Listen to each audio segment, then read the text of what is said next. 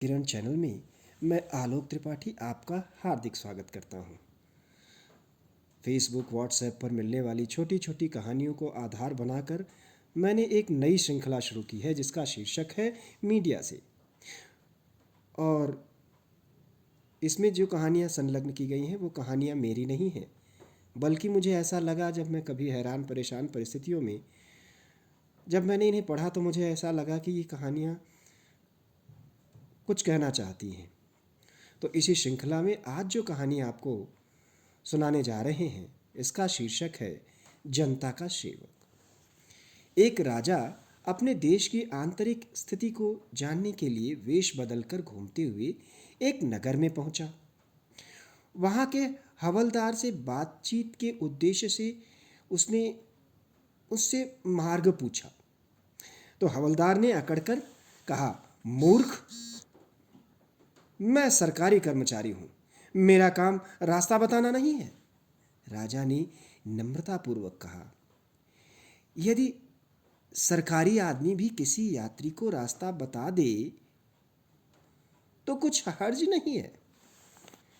खैर, कोई बात नहीं, मैं किसी दूसरे से पूछ लूंगा, पर इतना बता दीजिए कि आप किस पद पर कार्य करती हैं। हवलदार ने ऐंठते हुए कहा, अंधा है क्या? मेरी वर्दी को देखकर नहीं पहचानता? राजा ने कहा, शायद आप पुलिस के सिपाही हैं। उसने कहा, नहीं, उससे ऊंचा। राजा, तब नायक हैं? हवलदार, उससे भी ऊंचा। राजा, हवलदार है? हवलदार ने कहा, हाँ, अब तू जान गया कि मैं कौन हूं, पर तू इतनी पड़ताल क्यों कर रहा है? तू कौन है? तब राजा ने कहा, मैं भी सरकारी आदमी हूं। हवलदार ने सकपकाते हुए पूछा, क्या तुम सिपाही, नायक, हवलदार हो?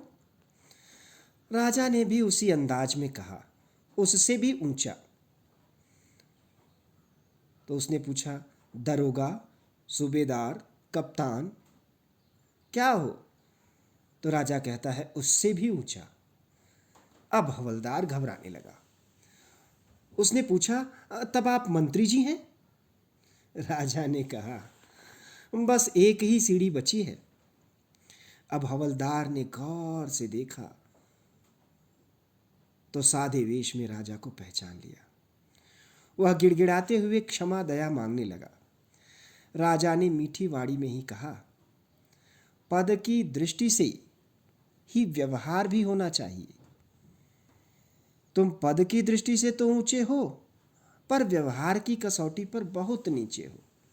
यदि ऊंचा बनना चाहते हो तो पहले मानव बनो, सहनशील बनो, नम्र बनो, क्योंकि तुम जनता के सेवक हो।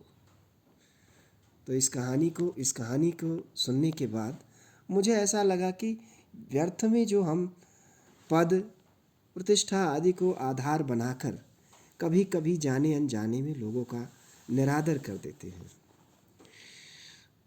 तो जनता का सेवक, यह शीर्षक, यह कहानी इसी पर हमारा ध्यान आकृष्ट करती है। चलिए फिर दूसरी कहानी के साथ आपसे मुलाकात होगी।